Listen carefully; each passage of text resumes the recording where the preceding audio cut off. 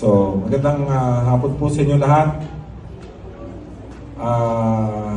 Ano man po ang maging resulta ng ating patimpalak na to, hayaan niyo pong saluduhan ko ang lahat ng ating basurero.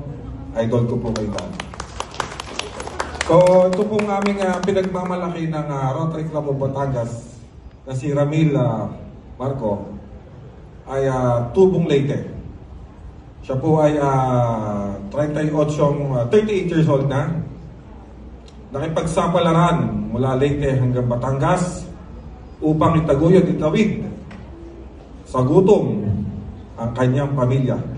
Siya po ay may isang anak.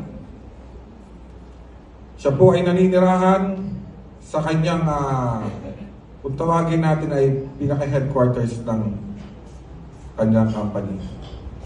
So si Ramil po ay ginagaranti ang napakasipag, tapat sa trabaho. Alam niya ang gagawin niya, alam niya kung paano niya i-segregate ang ating mga basura at ipinagmamalaki niya sa kanyang pamilya na kahit siya ay basurero, marangal ang kanyang trabaho. Yun lang po at magandang hapon sa inyo lahat. Hayaan natin magsalita si Mr. Ramil Marco. Magandang hapon po sa inyong lahat. Ako po isang basurero. Umaga po, nagigising pa ako umaga upang magtrabaho. Hanggat gabi at araw at bumagyo, tuloy pa rin. Para makumpo ang aking pamilya at ma-survive ang mga ilang araw-araw. Ito po ang aking masasabing. Maraming salamat po. Maraming salamat po, Rotary Club of Batangas. And now for their audiovisual presentation.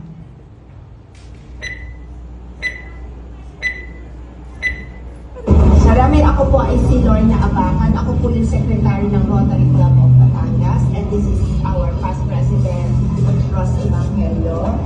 Unfortunately po, ay hindi natin makakasama ngayong morning si President Kenneth Suarez kasi siya po ay nakakulit sa iba. Ang inyong buong pangalan ay Ramil S.A.S.O. Ilang taon na po kayo? 30. 38 na kayo. Then, sa totoo na po, ilang taon na po kayo sa servisyo nyo as a garbage collector? 2 years na. Dito po sa SBB. Ramil, ayun,